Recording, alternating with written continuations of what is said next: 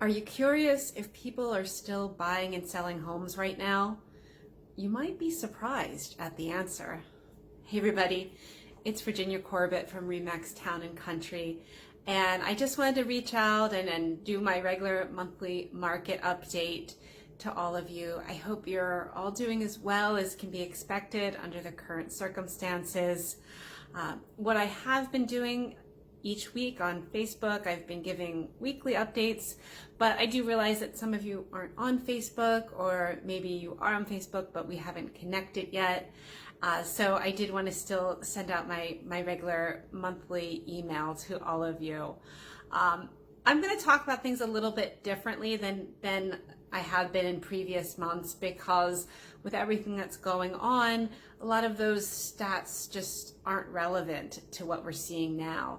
So what I've been focusing on in my weekly updates is the number of pending deals that are happening each week, because that is actually what is happening right now. When a deal goes under contract or pending, that means that that someone saw a property and within 2 weeks is putting money down and signing paperwork. So that's very real time data that we can follow.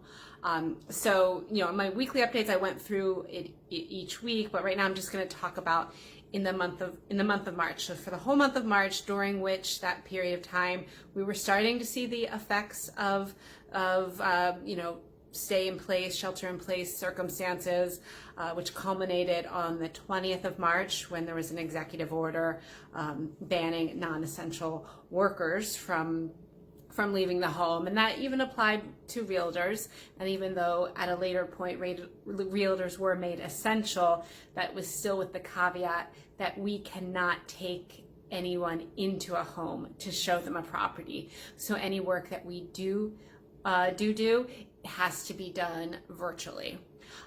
So even still, under those restrictions, there were 550 properties that went under contract. And when I give that number, I am speaking about single family homes, and I'm speaking about Orange, Dutchess, Putnam, and Southern Ulster, because those are the areas where I work, and so that's what I can speak to. So in those areas, 550 deals went under contract. Is this number lower than last year? I would definitely assume it is. There's no way for me to really see what actually went under contract last year, but I can only presume that those are lower. But the thing to focus on is that we still are getting homes under contract, and buyers still are moving forward with purchases. The highest week in March was the second week in March, which with 150 homes, single family homes, went under contract, and that makes sense because that was right before the executive order came out. And then the lowest week was the last week in March, but even still there were 112 single family homes that went under contract that week. And even in this first week in April, we're still at over 100 deals that are going under contract. So most of those deals are purchases made by buyers who haven't even been inside the property. We're doing so much with virtual activity these days, and I personally am astounded at the number of people that are buying homes that they can't even walk inside. Just personally, anecdotally, in the last, I'd say right now it's been about 11 or 12 days, I've received 12 or 13 offers on various listings that, again, never been inside. They've just watched my virtual videos. They maybe have gone to the property and walked around the outside. We might have done, in some cases, we're doing virtual showings with the owner leading the showing, and it's a Zoom call. In some cases, if it's a vacant home, I'm going into the home and leading a virtual showing, but it's all 100% virtual, what's happening right now. And yet still people are buying homes and even going into bidding wars and multiple offer situations. And you might wonder, why is this? Why are people doing this? And the fact is that no matter what's happening, there are still people who really need to buy a home right now. they have a lease that's ending that they can't renew. They just sold a home and they need to find a home. Family situations that are forcing this issue that has to happen now. And many people are locked into a very good interest rate that they don't want to lose. So they're willing to buy a home even if they don't get to walk inside. And the biggest factor, another big factor, is that inventory is way down because, understandably, some homeowners are holding back with putting their homes onto the market. And I have some stats around that too. So I'm going to look at each month, like the difference from February from 2019 to 2020, and then March from 2019 to 2020. So for example, in Orange County, in February of 2020, we had an increase of 19% in the number of homes that went on the market between 2020 and 2019. So 19% increase. In March, we saw a 5% decrease. So many homeowners are holding back, putting on their homes on the market. In Dutchess County, it was an even larger gap, whereas in February, we saw a 19% increase. March, we saw an 18% decrease. So that's a very large difference in the number of homes being listed on the market. In Southern Ulster County, interestingly enough, even in February, we had a decrease of 5%, but we saw a larger decrease in March of 9%. And in Putnam County, which is where the largest gap is, in February, there was a 25% increase in the number of homes that went on the market. And March, there was a 23% decrease in the amount of homes that went on the market. So that's, if you think about it, that's a 48% difference. I expect why we're seeing such higher numbers in Putnam County is because of the proximity to Westchester and to New York City. I don't really work in the Westchester market at all, but I can only imagine that their numbers are even greater because of what's going on down there. So we have fewer homes on the market. We still have a lot of buyers needing to buy.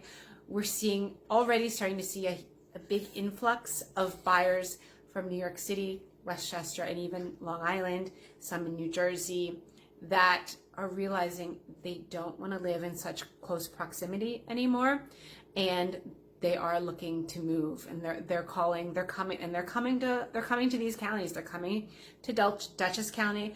They're coming to Orange County. A lot of police officers, firefighters are now looking in Orange County because it's really the furthest north that they can live, and even the Southern Ulster County areas. We're getting a lot of interest in those spaces. So I think it will be very interesting to see how things progress when we do get to a point where we are able to show homes to buyers, actually bring them to properties. I think we're going to see a huge influx, a floodgate opening of both sellers wanting to put their home on the market and buyers actively coming out to look at properties. So my recommendation when I talk to people who want to sell their home and were considering putting their home on the market this spring is it's not necessarily a bad time to put it on right now. But understandably, if you do not want to do that, I would at least be getting ready to put your home on the market so that you're not scrambling when everything opens up. If you do decide that you want to move forward now, we can sell your home 100% virtually. I've been doing virtual listing appointments, virtual showings, live stream open houses. You can sell your home without anyone setting foot in the door, which I wouldn't have believed 3 months ago, but it's happening and I'm seeing it. And not just here, I'm seeing it from my contacts all across the country. The way we're doing business is changing and maybe forever impacted on some levels. So we're being flexible, we're preparing for the shift, and we're just here to serve and work however we can with you to help you achieve your goals. The final thing I want to talk about, which is important, is what's going on mortgages. Now, I'm not a mortgage professional, but I do talk with a lot of mortgage professionals. And in general, the advice that I want to pass on is that we know everyone's hearing that certain banks are tightening up their criteria. They're raising the credit score that you need to have to qualify for a loan. They're raising the amount down you have to have. They're tightening up the loan to value ratio or the debt to income ratio. So these changes, these are going to be different institution by institution. So what that means is if you go to a particular lender and they are telling you, no, you need a credit score of 700 to qualify for a loan, that doesn't mean that you need a credit score of 700 to qualify for all loans, any loans out there. That just means for those loans at that institution. So it's so important that if you get a no from one institution, that you don't necessarily stop there, that you be diligent about doing research and contacting a few lenders and staying in touch with your real estate professional who can make suggestions on particular lenders that may have more programs that are a better option for you, so that you can move forward with your desires if you're ready to buy a home. So don't take no as the be all and end all. There are other options out there, and I'm happy to help connect you with various lenders that I work with that do have solutions out there. And the final thing I just want to say about mortgages is we're all hearing about the deferment and the forbearance. And if you are in a situation where you're finding it difficult to make your mortgage payment, please talk with your lending institution about ways that you can put that off, but be very, very careful and make sure you read all the fine print. Because in some cases, if you defer your loan payment for 3 months, on the 4th month, you're required to pay all 4 months. It's not like they just push your loan payments back. So be very careful that you don't get yourself in a situation where you find you have to pay 4 months mortgage all in one lump sum and you're unable to do that. So that's really all I have for today. I know it was a little bit different than what I'm normally doing. But I did just want to reach out and connect. It helps me, gives me something to do and helps me stay sane. And I would love to speak with anyone who has any questions or whether they are someone that's looking to buy or sell. I'm also very happy to talk with any agents and brainstorm with agents on how they're shifting in this market. And I'm willing to share, what I'm doing, because I think we all just kind of need to work together more than ever right now. But again, I just hope that you're all doing well as you can in this situation. And if there's anything ever that I can do to help, please feel free to reach out. So for now, I'll just say stay safe, stay sane, stay healthy, be good to yourself, be good to others, and together we will get through this. And I look forward to the day when I can see you all again in person. Bye for now.